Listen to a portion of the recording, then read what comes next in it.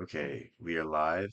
Not sure how long I'm gonna be on. Really just depends when I get hungry because I haven't eaten yet today, so that'll be the limiting factor for the stream. But yeah, we have a interesting video from Robert Greene pulled up. Um, if you don't know who Robert Greene is, I don't know if you're living under a rock because I feel like he's a pretty famous author, especially for today.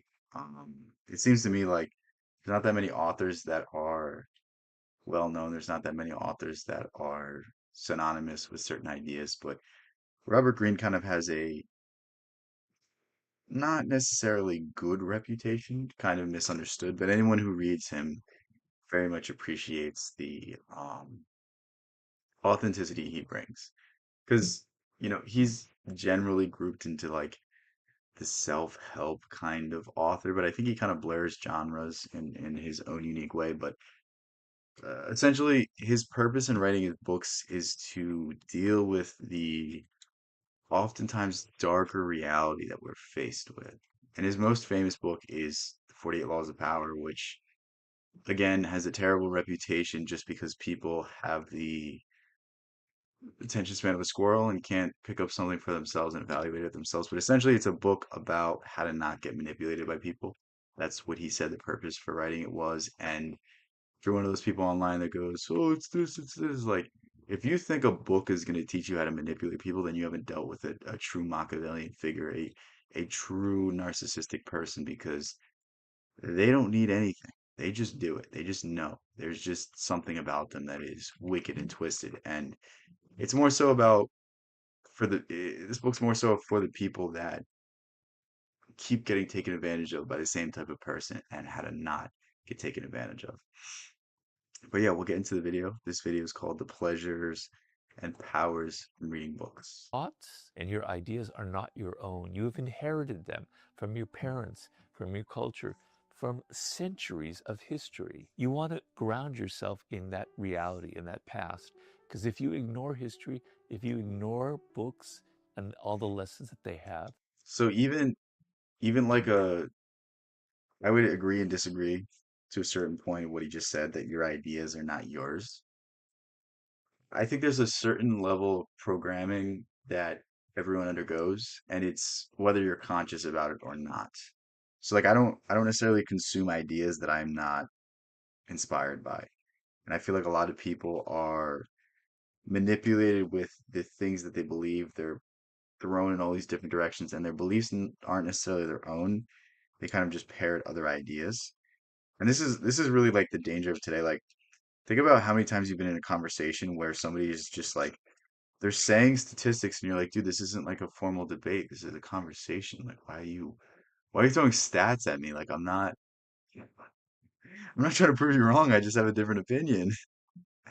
And there's certainly an element to that, and there's certainly something to be said about that. But um I think when you recognize that your ideas are influenced by everything else around you, then you start to curtail it and start to really hone in on the influences that you have. So I think in a certain way you can be conscious about your ideas. In a certain way you can be conscious about what's influencing you and what's guiding you. And is that free will or is that not free will? I think it's just a semantic argument, but then your world is just going to get narrower and narrower and narrower and narrower. You're not going to be creative, you're going to be frustrated, and bad things will happen to you. Books are the greatest adventure in the world.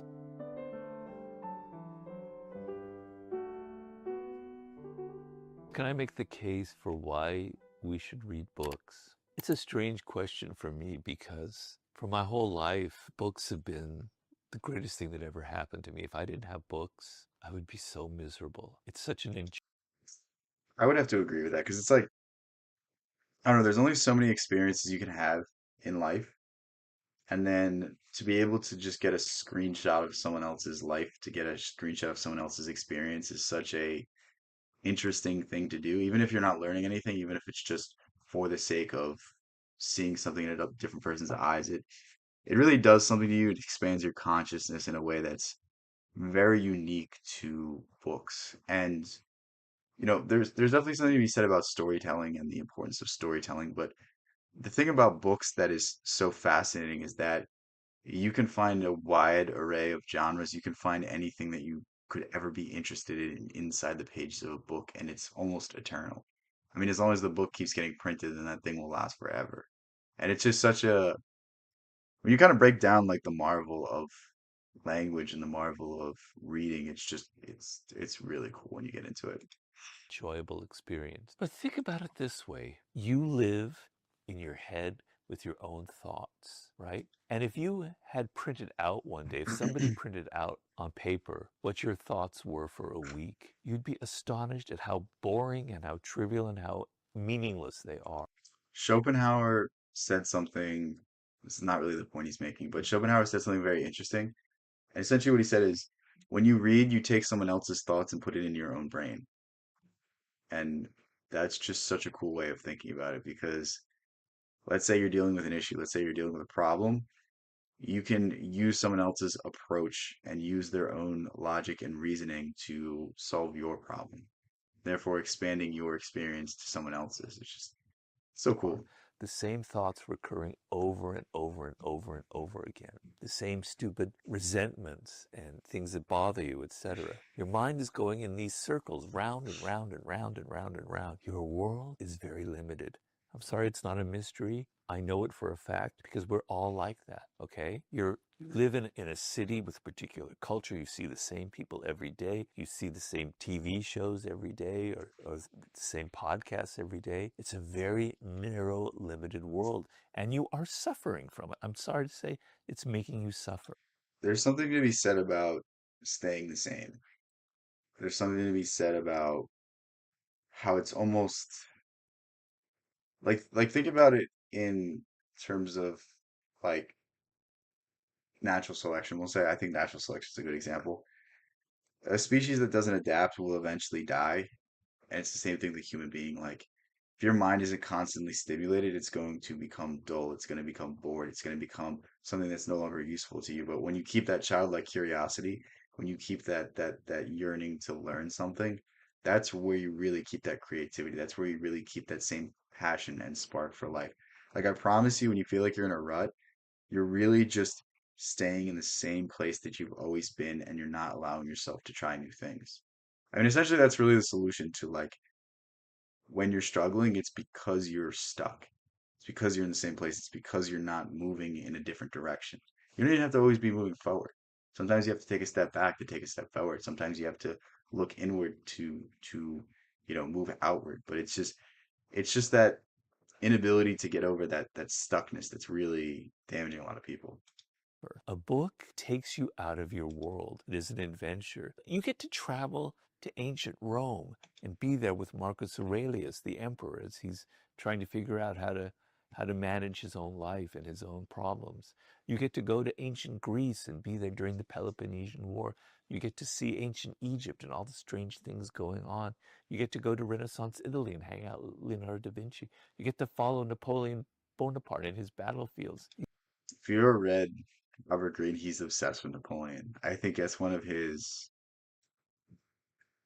favorite figures in history, I'd have to You get say. exposed to these ideas of people that are not your ideas, that are interesting, that are weird, that are strange. You get to expose yourself to theories and to things from other cultures that are almost like from another planet. They're going to open your mind. It's like taking a trip. It's like being able to travel. It's like getting out of your own little world, your own little apartment, and seeing the world, seeing history, seeing who you are. Okay? You are not a creature of today. You are not a creature that was born for like the year 2000. I don't know when you were born, right? That's not the world. The world existed 10,000 years before. So I don't know if he's about to say he probably is, but one of my favorite things about reading classics or reading older works of fiction or even nonfiction is that you kind of realize that humanity doesn't change that much. For all the differences we think we have, we kind of deal with the same issues. We kind of deal with the same questions.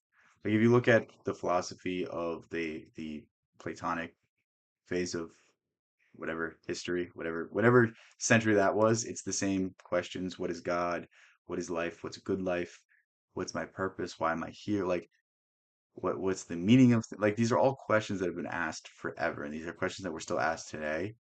And it's kind of funny how like these questions I guess they can be answered on a personal level, but they can never be answered in mass, and that's really why they keep going on. But it's funny to see that for however much we think we progressed, we still say the same. for you. Your thoughts and your ideas are not your own. You have inherited them from your parents, from your culture, from centuries of history. You want to ground yourself in that reality, in that past.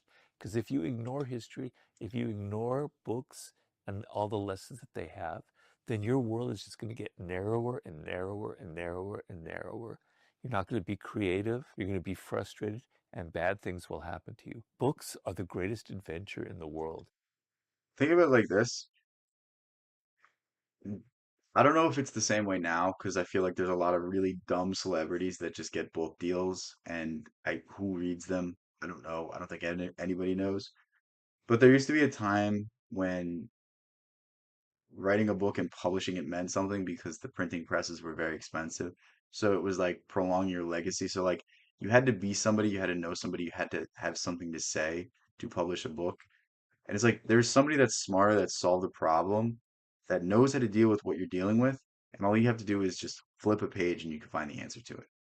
And that's really how I like to view issues that I'm struggling with. It's like no matter what it is, I can always find the solution through literature. I can always find the solution through a book. And I think when you start thinking in that way, there's something that's going to change in you because there's something that like I don't know. When I was younger, I had all these questions and I was curious about all these things and I was like, where can I even find this sort of information? Where can I even like scratch this itch? Where can I even discover this curiosity that I've been itching to fulfill?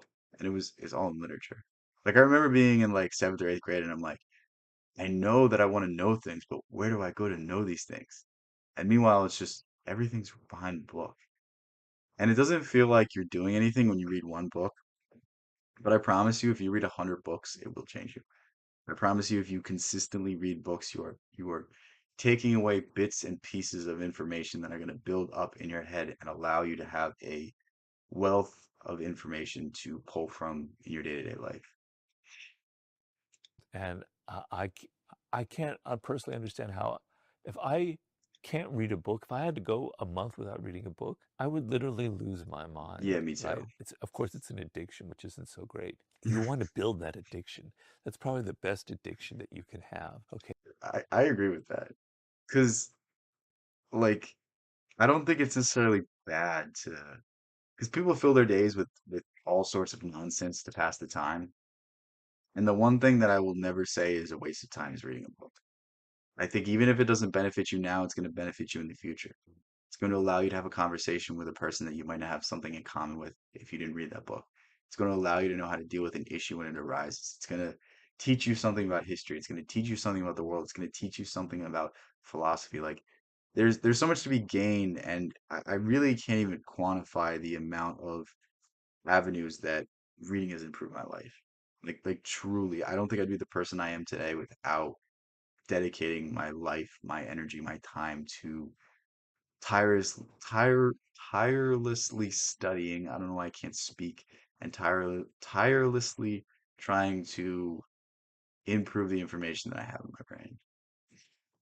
Okay. So if you want, someday I will post, as I will, as we have on my newsletter, lists of books that you can read that are truly exciting, that will lift you, that will give you these experiences that I'm talking about. But please, I beg you, I implore you, we need more people who are reading books today in the world right now.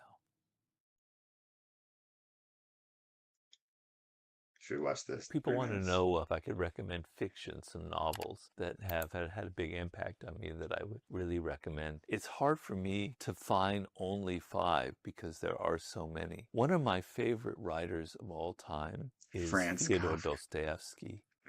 Wait, look how it's France Kafka. Virginia Woolf. Okay. I love all of his novels. I've read everything he ever wrote. But I want to get there.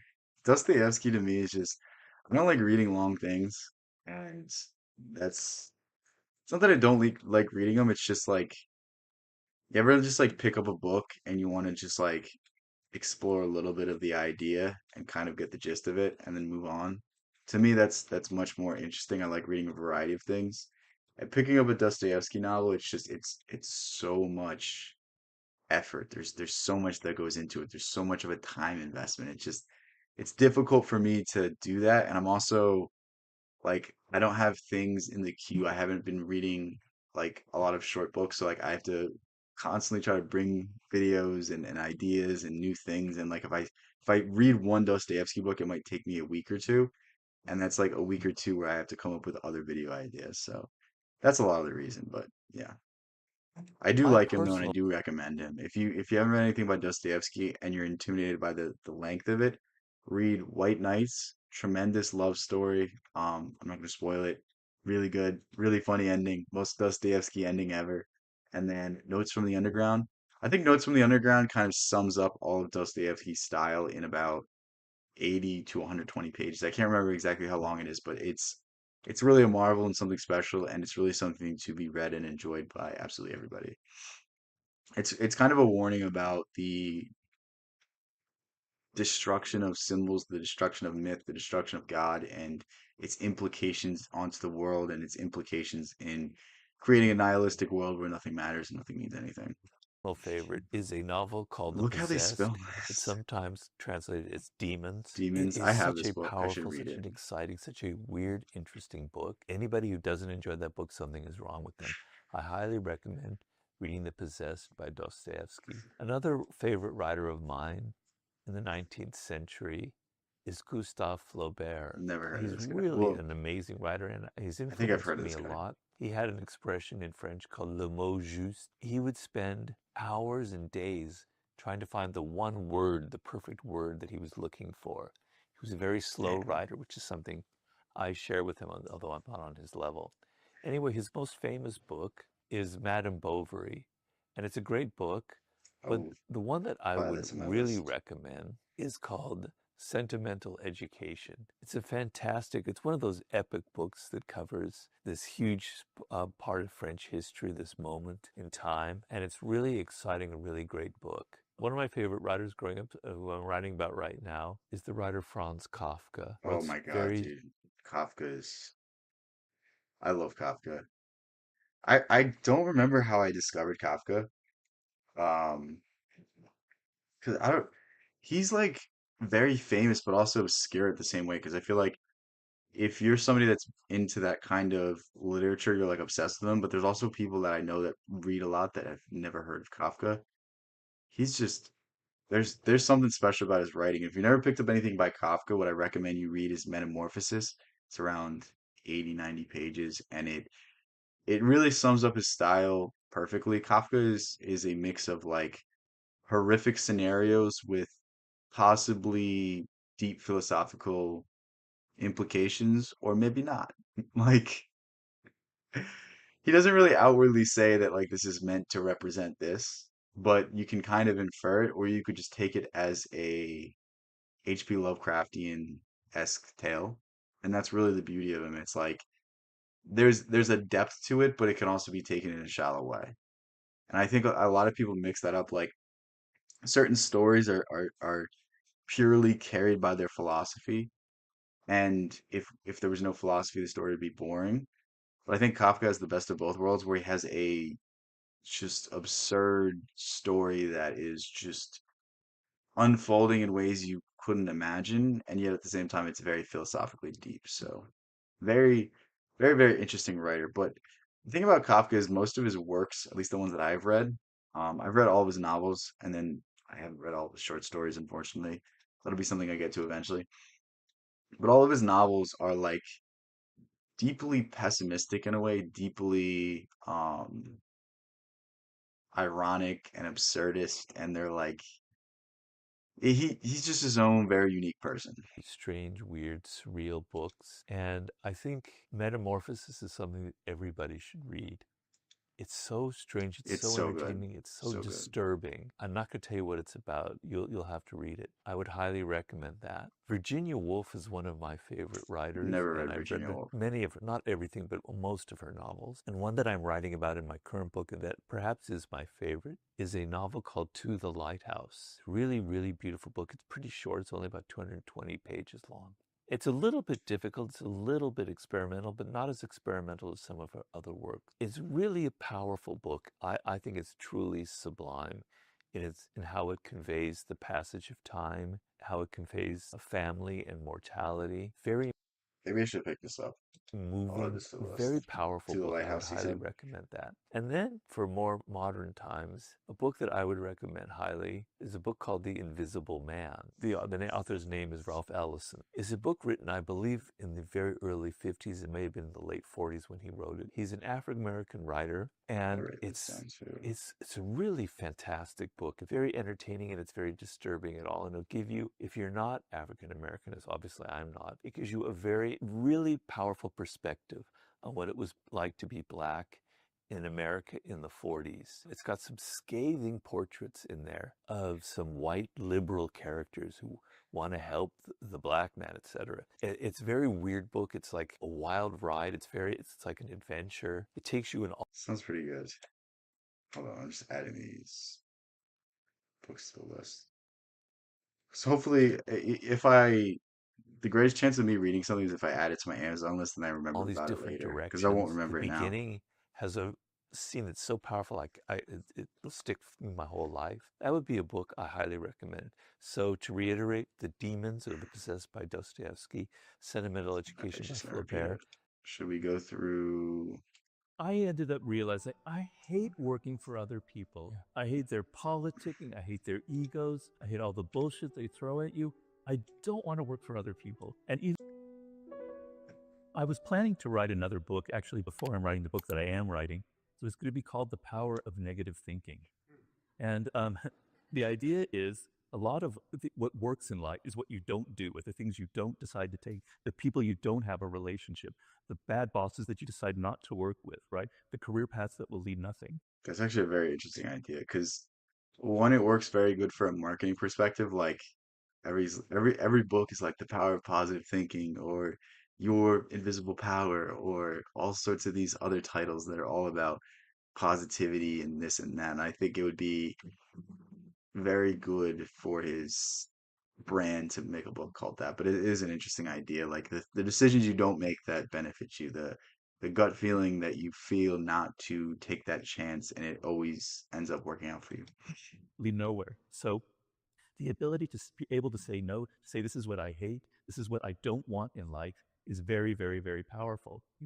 And nowadays, all of us are facing this incredible global disease, which is way too much information inundating us. I don't think that's ever been a situation like that in the history of mankind, and it doesn't play well. It's like it's weird because you would think more information meant more people that were informed, but I feel like less people are informed than ever because a lot of people just allow news outlets and social media to think for them, and they don't evaluate anything that they're putting into their head. And I'm not saying that consuming news is bad. I don't personally do it because I think it's one of the most detrimental things that you could do. I know that was just contradictory, but for me, I don't do it. And I know there's other arguments where it's like, oh, it's good to stay up to date on the things that are happening so that you could be aware, that you could be vigilant. I get that argument. For me, it just I don't find it useful. I don't find it a good production of my time. I feel like it's just a waste. There's gonna be news every single day, and every single day I'm gonna get updated, and then I'm gonna have to follow it again the next day. It's a terrible cycle of addiction, but anyway, you would think that more news, more information would mean a good thing, but think of how much news is terrible. Think of how much news is bad. Think of how much news is enlightening.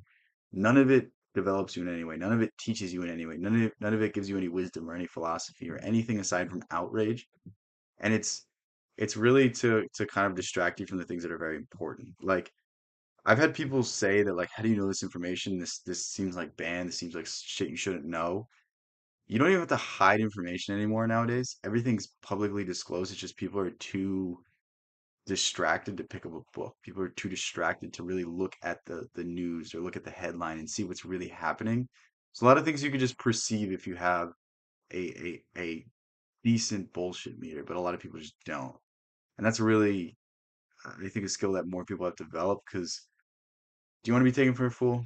I don't. So I try to stay vigilant. I try to stay away from these things. I try to stay out of these vicious cycles and these toxic things that are taking me away from the things that really matter in my life. Like, I could wake up every day, check the news, get all upset, or I could wake up every day, meditate, go about my day, start my day off on a good note instead of a bad note.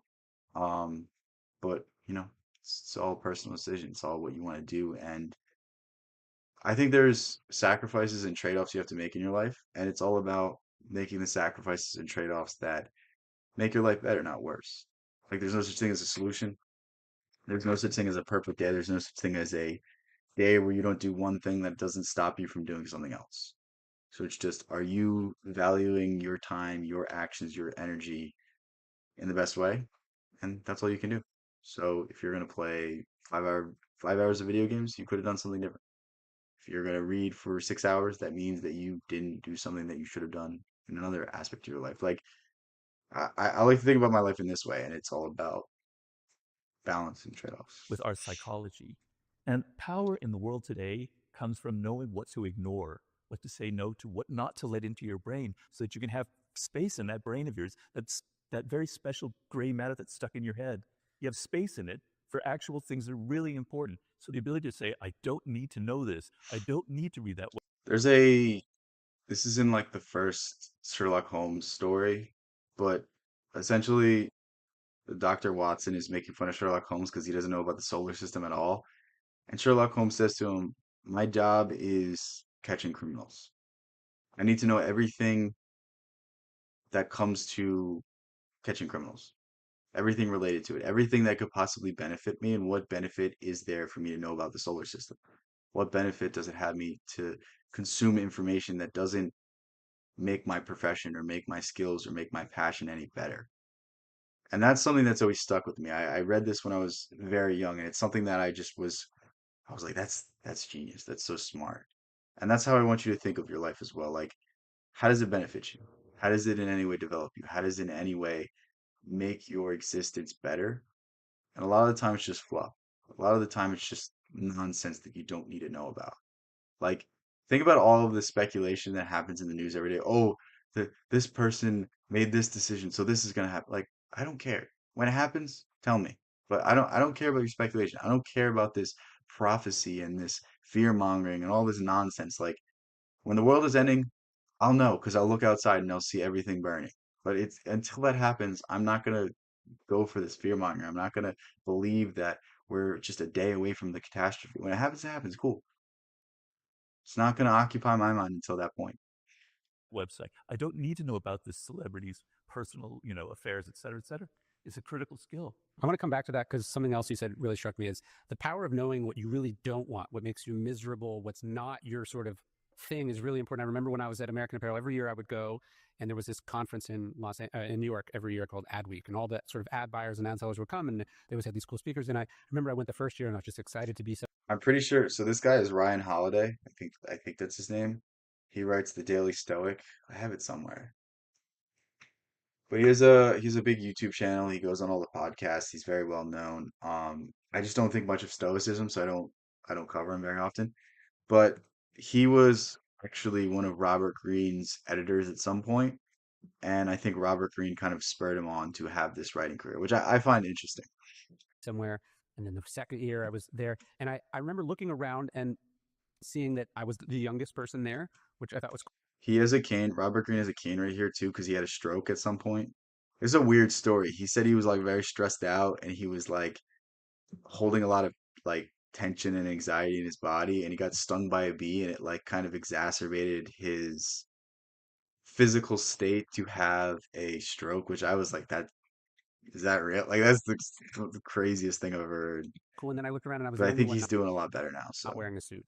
And these were all Still not wearing a suit. This I've never seen you wear it. this is going to what I'm saying. Even at your wedding, do you wear a suit? I definitely wore a suit at my wedding.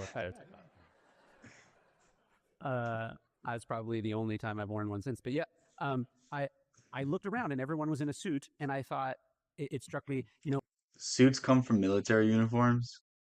Like, have you ever heard people say they like wearing suits? What kind of person is that? It's always like, oh, I follow orders, I do this, I do that. Like you could tell the kind of person that somebody is if they like wearing a suit or not. I stand by that. And not to say that Like I like wearing a suit because it's like, oh, you look all nice and you look all put together. But like more than an hour, I'm like, all right, get this off me. Like I hate this. My circulation's terrible. But it really it does. That's what the tie is too. The tie is it's all military garb. It's like taking the military uniforms into the civilian world. If I keep coming every year, one day I'm going to be in a suit. And I thought I just didn't want to be like these people. I mean, no offense to them, but that's just the opposite of what I wanted in my life. And and so I said, I got to cop. Not just I have to stop coming. I have to leave this job. I can only fool myself for so long that these things that I'm doing are preparing and setting me up for then the moment where you make the leap. And so knowing what you don't want, what tasting it a little bit, getting close, but then you ultimately have to make the sort of interaction with boldness, right? You have to go, okay, I'm out. I'm not going to do it. And sometimes having that sort of burning aversion to something can help put you on the path to the thing you're meant to do. Burning. I think that's an interesting way of putting it. Like you notice something's not for you, you don't know exactly what you want to do, but you just know that this isn't it. And then eventually it'll lead you to the solution. I think that's a pretty fascinating way Start of putting the it. burning aversion. Like I hate this. Maybe I didn't exactly knew what I wanted, but I knew what I didn't want, and that was the power of elimination. Inherently, is concentrating your forces in one direction. Yeah, I'm really glad you didn't end up worried. That's great. Um, I know, I know. For me, I had 50 different jobs before I wrote the 48 Laws of Power. I had some of the worst. He was like a failed writer. He tried to do all these different things. Really couldn't quite put it together. And he kind of lucked out when he wrote the 48 Laws of Power. Like it was something that they tried to alter and change the style of, and he's like, no, this is how it's gonna be. And he eventually got it pushed through, luckily, because we got a lot more books from him. But he's got a pretty interesting story. Worst jobs you could possibly imagine. And this was all sort of the soil in which the 48 Laws of Power kind of grew. But I ended up realizing I hate working for other people. I hate their politicking. I hate their egos. I hate all the bullshit they. I don't know if it's okay.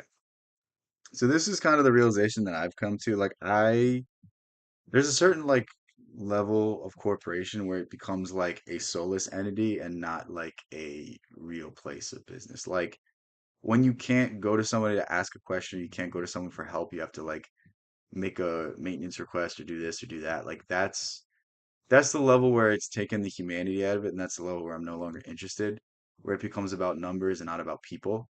And I think a lot of people are on board with that, and I feel like we're going to have a huge shift to a more decentralized economy. That's what it seems like is going to happen. A lot of these corporations now are getting so big and they're trying to aggregate all these things and they're trying to replace all of these, you know, domestic workers with foreign work. Like I feel like there's going to be a huge push to more localized businesses. I think it's going to be a great thing when that infrastructure gets built out. Um, you can see it right now. There's a lot of people not taking traditional career paths. There's a lot of people not going to college anymore. There's a lot of people starting to do their own thing. And I think it's a huge step in the direction of like a more libertarian society, which I think is a great thing. I think it's a great thing when people can do what they want, when they want, how they want, as long as they're not harming other people. I think that's something at a fundamental level most people can be on board with, but the people that need to justify other things in their own psyche. Throw at you. I don't want to work for other people. And even in Hollywood, when I worked in Hollywood, as I was trying to be a screenwriter, which I failed at, you write a screenplay and then 40 other people come in and they change everything that you wrote.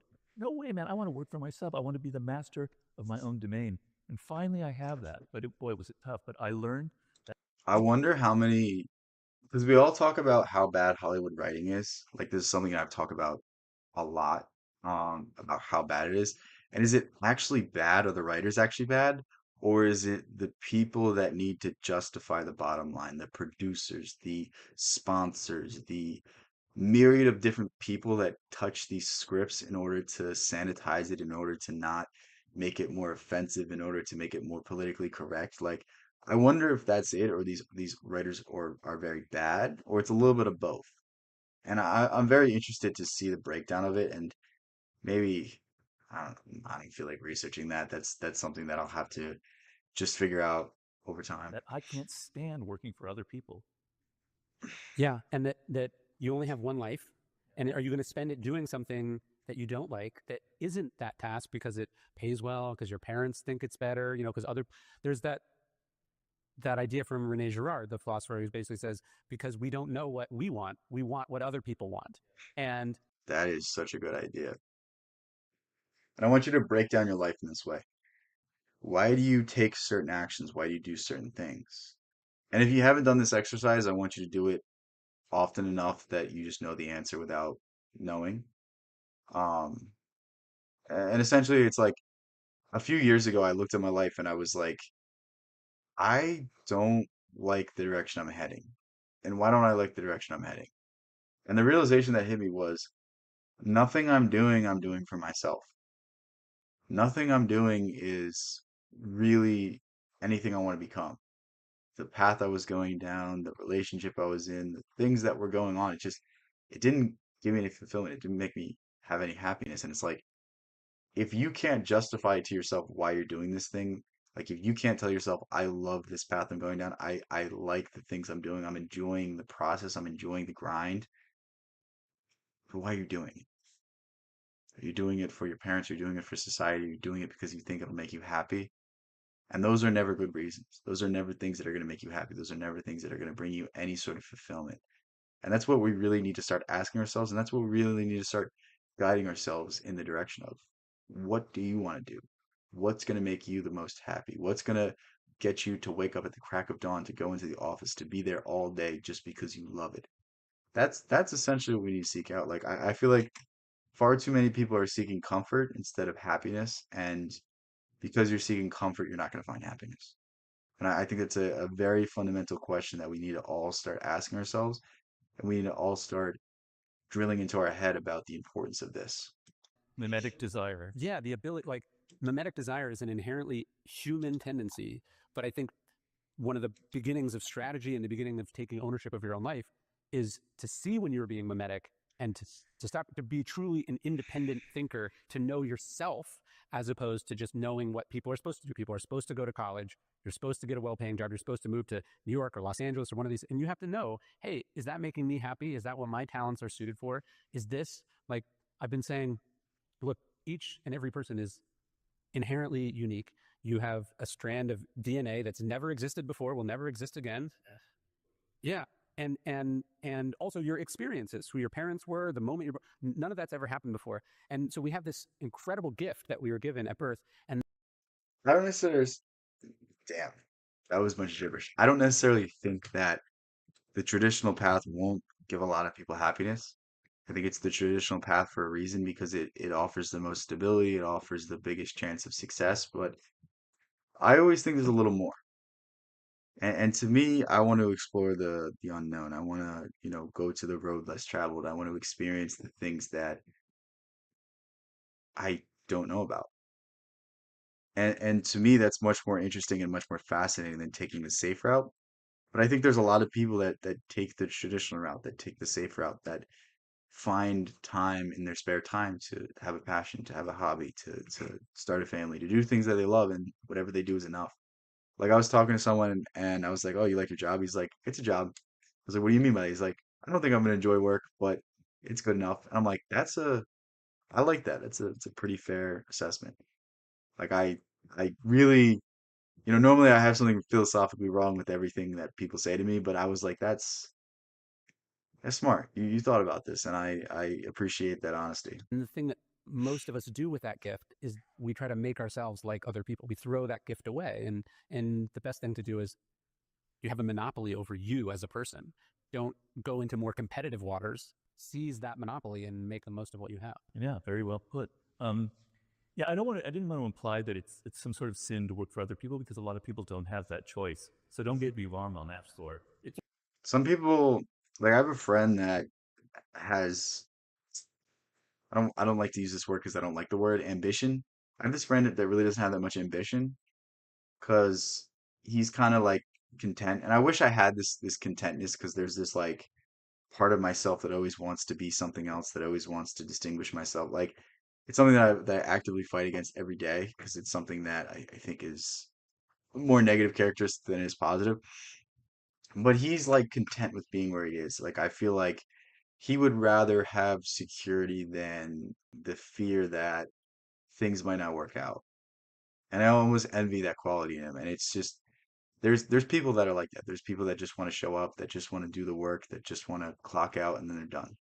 And then there's people that want to work 24/7, that want to continue to grind, that want to count their beans and do all these metrics and all these things. Like I just think it's interesting to see the difference in people. And I feel like again, I was saying this, but there's going to be a shift to more of a nomadic, decentralized economy.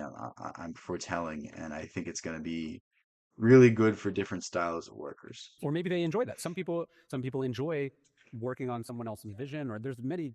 Everyone has their own unique. Completely legitimate. It just wasn't for me personally. But Some people like wearing suits. Some people like wearing suits. yeah, but it's really hard in the world today to do this. I compare what Ryan's talking about to this little voice in your head. So when you were 3 or 4 years old, if you can think back that far, you had this little voice in your head. I'll be back in a second.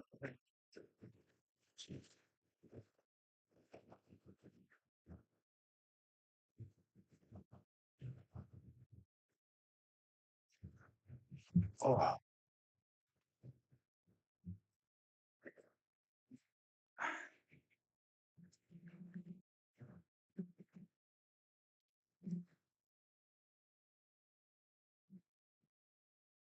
Head that was saying, I love this. And it was very basic and primitive. You could probably relate to them with your own children.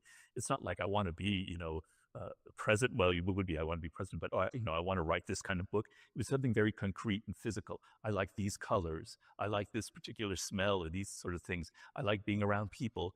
For me, it was words and just the sensual aspect. so this is an idea that Robert Greene shares in his book Mastery. And essentially the whole point of mastery is find something that you want to do and find a way to become proficient at it so that it becomes your life. And one of the steps is to go back into your childhood and find the things that interested you, find the things that fascinated you, and somehow relate that to a profession, somehow relate that to a job, somehow find a purpose in that idea. And, for some people it's very clear. Like if you wanted to be a writer, then you become a writer or you become a writer adjacent. You find some way to scratch that itch in your day-to-day life. Some things are more unclear. Sometimes it'll take a lifetime to discover what you want to do, which is really what it took Robert Greene to figure out. And sometimes there's just an epiphany like this guy where he was working a normal job, he was making a lot of money. I think he was a copywriter, I guess. The person that creates ads, the person that does the specific words for ads and does all the prints and the emails and all sorts of stuff like that. And he eventually just became a writer because that's more fulfilling to him. Aspect of a word just fascinated me, right? Um, you hear this voice in your head saying, this is what I love, this is what's great. And then you're 7 years old, and suddenly your teachers are telling you this is what's important in life. And then your friends are telling you this is what's cool, what's not cool. You get into adolescence. Slowly but surely, that voice, it's really harder and harder and harder to hear because it's drowned out by all the other voices. And that's been the story throughout history. But now you have to hear billions of voices all around the globe on social media saying what. So there's something about the school system that destroys your creativity, and I think it's on purpose. A lot of people think it's accidental, but essentially it breeds you to put yourself in a box, to develop a certain skill, to only do that skill, and to do that for the rest of your life. It makes a good employee and not a good thinker, not a good individual. And it's really the way out of this is to become a Renaissance man. I hate to say that. I made a video about this, I guess, a week ago, but like don't put your eggs all in one basket. If you're a engineer, then start reading literature to understand symbols, to understand the importance of the human element, to understand psychology, to understand why certain things act in a certain way. Because when you look at the old Gothic churches, when you look at the old Renaissance churches, when you look at the pyramids or old architecture in general, what you have there is a craftsman, a craftsman that understood architecture and art. And that's really what's missing in this world. You can sum up the state of a society by looking at their architecture, by looking at their art, and you can really tell a lot about it. Like we have a very homogenized architecture. We're very homogenized architecture in this country. Every house looks the same. They all look terrible. Every skyscraper looks the same. They all look terrible. Every office looks the same. They all look like shit. Okay? And we wonder why our society, our culture, everything is so debased. It's because there's nothing to aspire to. There's nothing better than anything else. Everything is the same. And because of that, everything feels the same. Everything feels hollow. We're living in like a dystopian novel in a sense of the architecture. And look at the music, look at the movies, look at the things that are pushed out and are popular. And that tells you everything you need to know about the state of society, the state of the world. And how do we change that? Well, we have to be the change we want to see in the world. As Gandhi said, be the change you want to see in the world. Become the example, become the shining light, become the beacon that everyone else aspires to be. So whatever it is that you do, find a creative way to do it. If you are a writer, then write in the most imaginative way possible. If you are a engineer, then create in the most imaginable way possible. If you're a landscaper, do the most exquisite landscaping you can. There's a way to be creative in everything you do. There's a way to find a creative solution. The more creativity the world has, the more life the world has. This is something that William Blake echoed throughout all of his works. I think he's really speaking to a missing element of the world even when he was alive. what's cool, what's interesting, what's important. And that voice, it disappears. And I get a lot of people who come to me, they read Mastery and they go, I really want that life's task. I have no idea. And we have to go through this kind of archaeological I said this about 10 minutes ago. Going back to your childhood to find your life's task, to find your life's purpose, to find the things that really drive you and you're really interested in, and to find a career out of that. dig into their earliest years until we find it and uncover it again. But that's sort of the tragedy of our times that it's hard to figure out who you are as an individual person with all this other stuff going on. I'm liking these videos, so I think we'll go through another one. I've watched a lot of these though. The nature of human stupidity. My advice to young men. How to be seductive.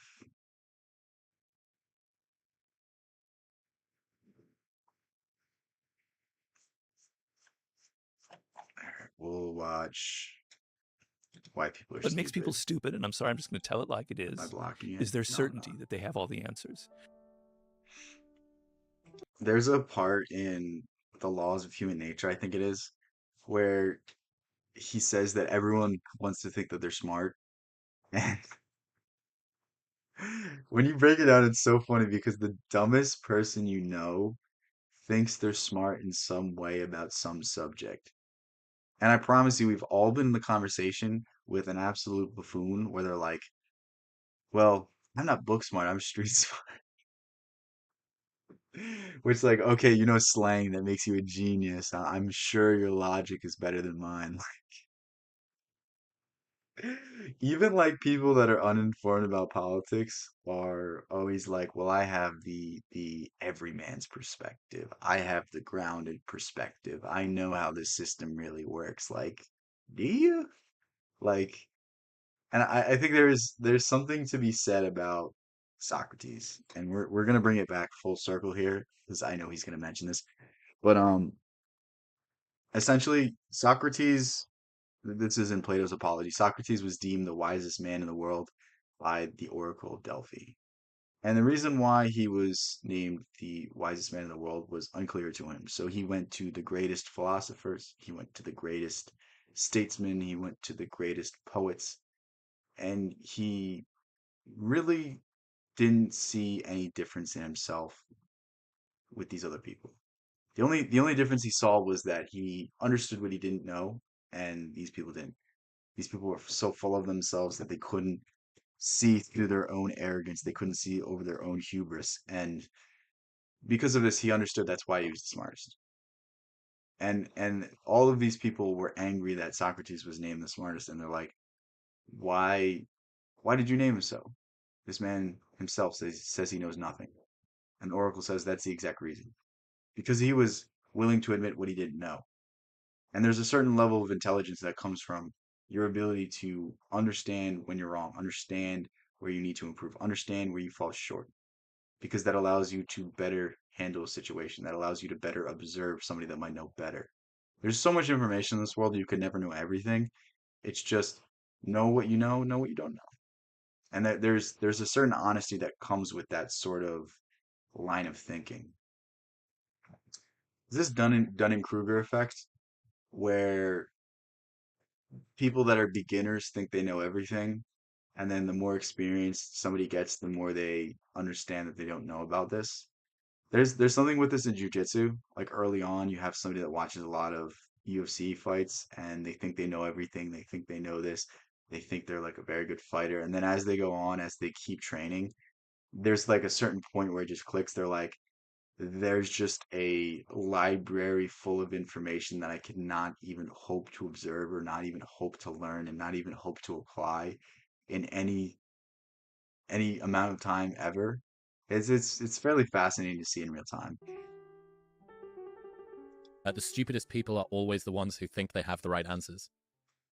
Yeah. Yeah. So, getting back to my studies of the ancient world, which is main part of me. Please tell me he's not about to say the Socrates thing instantly. One thing that always excited me was this concept of the ancient Greeks, that more Mind blown. harm No, is I'm talking caused to in you. this world by stupid, incompetent people than by evil people, right? And what I would have to agree with that. I think there's very few people that actually wicked. I think there's certainly people that do wicked things, but I think there's always some justification.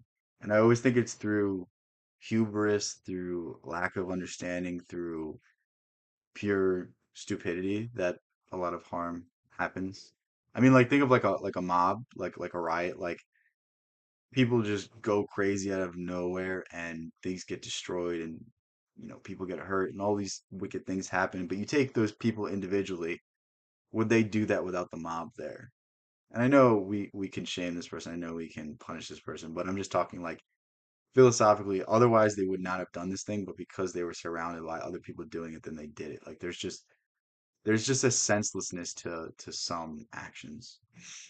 there's a word in Greek called phronesis, which is a form of wisdom, to use your title here, but it's a form of practical wisdom to be able to get things done, to navigate through life, navigate through people, to be balanced and get things done.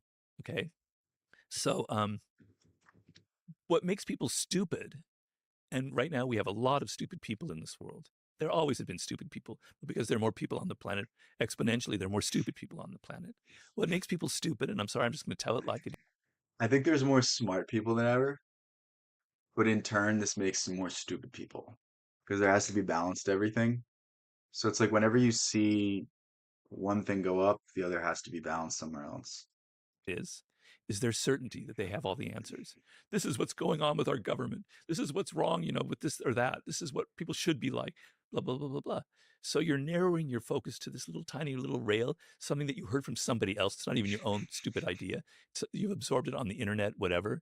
And you're Dude, I love when I have a conversation with somebody and I literally just hear like a talking point of whatever group that they're a part of.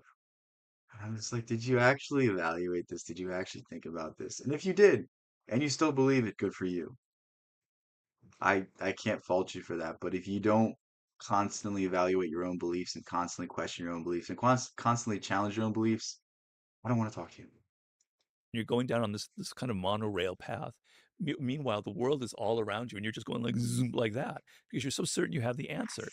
And when you have leaders, this is to get back to the Greek thing. When you have leaders who are so certain, they enter a country into a war that they haven't been thought out of because and so the paradigm in ancient culture was the Peloponnesian War of between Athens and Sparta, the war that ended up kind of being the end of Athenian democracy and of their golden era, right? And it was the idea, and Thucydides, one of the greatest writers who ever lived, wrote the history of the Peloponnesian War, living at that time. I want to, at a certain point, I feel like I want to read all of those classic Greek and Roman histories, all of the classic Greek and Roman philosophers. I've gotten through a fair portion of it, but there's just so much. You could spend a lifetime just only studying Greek and Roman philosophers. He was saying that people, the leaders thought, oh, this will be so easy. And think of all the great things when we go and we take Sicily and we conquer that, the whole world will, and the Sparta will be destroyed, right? It wasn't thought through. They were so certain of the answer that they didn't think of the parameters, right? They didn't think really on a grand strategic level. So people who are certain of things, Think of like all of the decisions that like people make that like they'll shoot themselves in the foot for a short-term gain. I can't think of an example right now, but like are I very I'm stupid. just gonna skip it And when they because I have can't think of an power, they're example. very, very dangerous. I'm not saying evil people aren't dangerous, but incompetent, stupid people who are so certain who haven't thought things through are just as dangerous as evil people. I think there's far more stupid people than there are evil people as well. Probably. Probably, yeah. Yeah. It's very interesting to think about.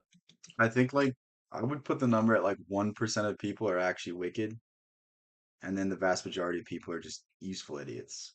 Like I don't even think politicians are wicked. I just think they're so full of themselves. Like you listen to Dan Crenshaw, that guy is I've never been so like I don't even know I don't have any words, but this is a word for word quote from this guy. What, you don't want politicians to make money? Talking about talking about civil servants making like 80-90% returns on their portfolio. Like uh, what are you talking about? Like you signed up to be a civil servant. You signed up to not make as much money as you could in the private sector, and you're making a sacrifice. You're thinking you're doing something noble. Like you should not be profiting if you're in a public elected official's office. Just like there's just like a level of stupidity that these people all have to get to that level of power because that's the only way you can justify going to bed at night. Like it's just so funny to me. The where the Venn diagram intersects for people who are always cynical and people who always have the right answer or who always know. Well, they go hand in hand. Correct. They totally overlap. Yeah. Correct. Yeah. So, one of your fellow countrymen from 200 years ago, exactly 200 years ago, a gentleman named John Keats, a poet, came up with a concept called negative capability. And negative capability, he wanted to answer the question was, why is Shakespeare another one of your countrymen? Why was Shakespeare so brilliant? Well, his characters were so realistic because he made them as real human beings. And what he could do was they weren't stick figures. Shakespeare's characters are so interesting because a lot of times they lead to their own downfall. A lot of times they are so arrogant that they overestimate their capabilities. I mean, I just read I love that it's right in front of me. I just read Julius Caesar and then there's a warning to Caesar about he's going to be assassinated and essentially he's like every man wakes up with the possibility of dying and I don't fear death because to fear death is to be a coward. And you're like, all right, that's a badass statement, but should have listened, man. Like it's so funny that like the guy's won every battle, so he thinks he's untouchable, and it ultimately leads to him misjudging his own capabilities and ultimately passing. It's funny. Shakespeare could think of a person and entertain two things about them at the same time. They could be both evil, but also have a strain of goodness inside of them. They were complex. Human beings are complex. And negative capability is the essence of being creative. It means you can hold two thoughts in your head at the same time, two thoughts that apparently contradict each other, but you can entertain them and not grasp at one or the other. So he's talking about like in essence morally great characters, and I think morally great characters, especially nowadays, are so poorly written that they're kind of seen as bad. But like, let's look at Frank Herbert's Dune. Paul Atreides is a great morally great character because he is a hero. He is a good person. He is an honorable person. But terrible things happen in his name. Terrible things are justified because of his symbol, because of this holy war that has happened because he did certain things. I'm not going to spoil it, but it's very interesting when you have things like that. It's very interesting when you have people that are so consumed by certain ideas that destroys everything else about themselves. And that's essentially what he's talking about. And then you have like the George R. R. Martins of the world who write interesting characters, but there's not really anything else. It always goes the same way. It always, oh, the hero is subverted. Oh, the hero puts his honor against the tactful decision, and he doesn't benefit because he doesn't destroy his honor. Like you can only do that so many times before it becomes the same thing, before it becomes the same pattern. And it's just like that's exactly what he's getting at. Other, Not pass judgment immediately. yeah. So you're kind of able to deal with ambiguity, and you're able to say life isn't that, it isn't that. It's kind of both at the same time. That is creativity. That is real thinking. You know, I mean, I could go on and on about my ideas about live ideas and dead ideas, but this is real live thinking. I have been playing with an idea that's basically the same thing, just repurposed with a silly meme from me, which is a cognitive superposition. So, like how in physics, yes, and then when you decide, you collapse the superposition down. Yeah. But that I try to, think in superpositions as much as possible. There's a very good book written about like that. It's not perfect. It's a pretty good book called The Possibility Principle. You can look that up. He tries to apply those kind of ideas. We're talking about Schrodinger's cat, bad writing. Your words are there to communicate to other people, and if they're not communicating, it's bad writing.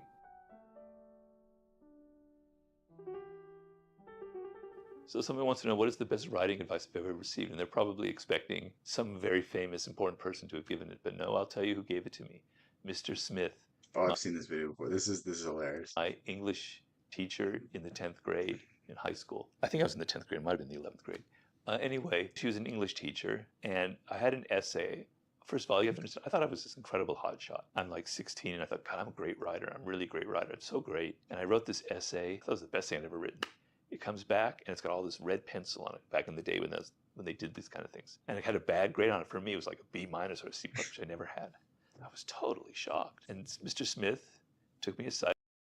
This is so fun because I feel like I don't specifically remember doing this, but I feel like I had a similar And he experience. explained that, Robert, when you write, you don't write for yourself. You wrote this essay in love with your own words, in yourself. But what you need to do is you need to write to communicate to people. You need to communicate an idea. It's not about something that is inward, it's something outward. You're expressing something for the world, right? And so you have to communicate your idea.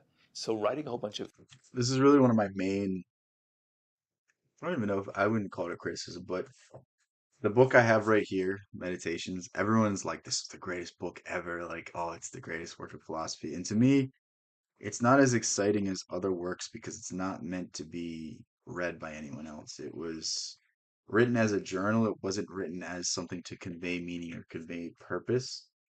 And because of that, it loses some of the poetry, some of the artistry, some of the symbolic methods that other authors would use to kind of evoke some sort of emotion or some sort of meaning or some sort of purpose. And I think that's an interesting point to bring up. Like, I don't know, at least to me, that's the one drawback of meditations. fancy things that excite you won't communicate. It won't mean anything to anybody. In fact, when they read it, they'll go, huh, what's he talking about? Which is what he did when he read it. He goes, think of your audience, think of the people you're writing for. It's not like you don't have your own ideas or you don't interest or your own style. Yes, you do. But you have to keep in mind that your words are there to communicate to other people. And if they're not communicating, it's bad writing. So always think of what you're actually saying and how the other person is going to read it and how you're actually connecting to them. To this day, I cannot forget, the bad grade I received and his advice, because I'm writing right now and I'm thinking, this isn't really going to communicate. It's not going to make sense to the reader. I have to think of how to communicate it so it has a clarity and it speaks to them. God bless Mr. Smith. He's probably not alive anymore, but he was the greatest influence on my writing. It's such a badge of honor because I feel like he's one of the best selling authors of our generation. But with that said, I am going to eat because I am starving. So I think I'm going to stream again later if I have time. I might not have time. I have a friend that I have to go check up on. But aside from that, thank you guys for a very fun stream. Thank you guys for a very good time. I must have been doing well today because there were no chats at all. So yeah, with that said, I love you guys so much. Thank you guys so much. Peace out. I'll catch you in the next one.